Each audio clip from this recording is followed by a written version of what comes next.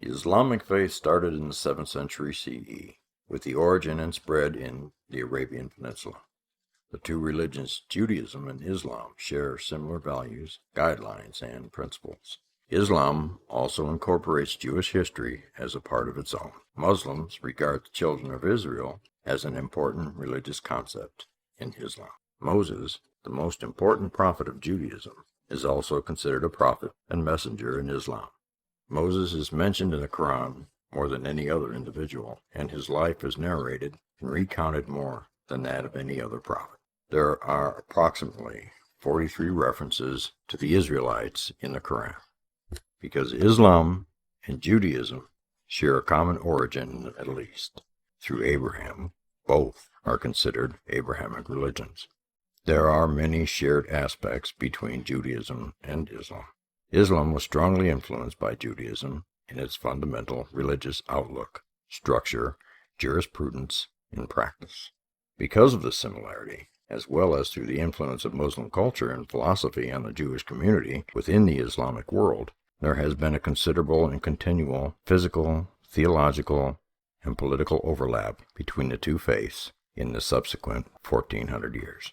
As Islam developed, it gradually became the major religion closest to Judaism, both of them being strictly monotheistic religious traditions. They are both opposed to Christianity, which originated from interaction between ancient Greek and Hebrew cultures.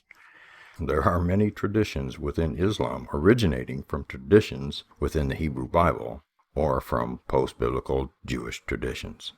The Quran speaks extensively about the children of Israel and recognizes that the Jews are, according to lineage, descendants of Prophet Abraham through his son Isaac and grandson Jacob. They say Allah raised among them many prophets and bestowed upon them what he had not bestowed upon many others, even though they differ over the precise text and its interpretations. The Hebrew Torah and the Muslim Quran share a lot of narrative as well as injunctions. From this, they share many other fundamental religious concepts, such as the belief in the day of divine judgment. Muslims commonly refer to Jews and Christians as fellow people of the book, fellow people who follow the same general teachings in relation to the worship of the one God worshipped by Abraham.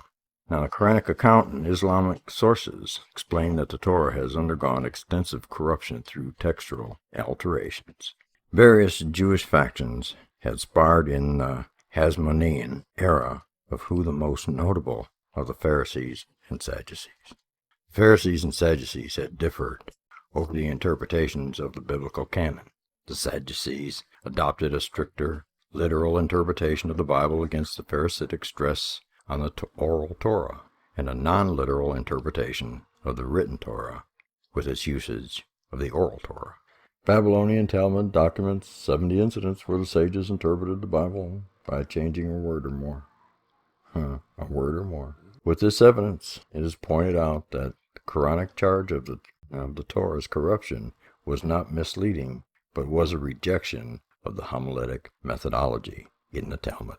The most obvious common practice is this statement of the absolute unity of God, which Muslims observe in their 5 times daily prayers, and Jews state at least twice, along with praying 3 times daily. Sounds like 5 to me. The two faiths also share the central practices of fasting and almsgiving, as well as dietary laws and other aspects of ritual purity. Under the strict dietary laws, lawful food is called kosher in Judaism and halal in Islam. Both religions prohibit the consumption of pork.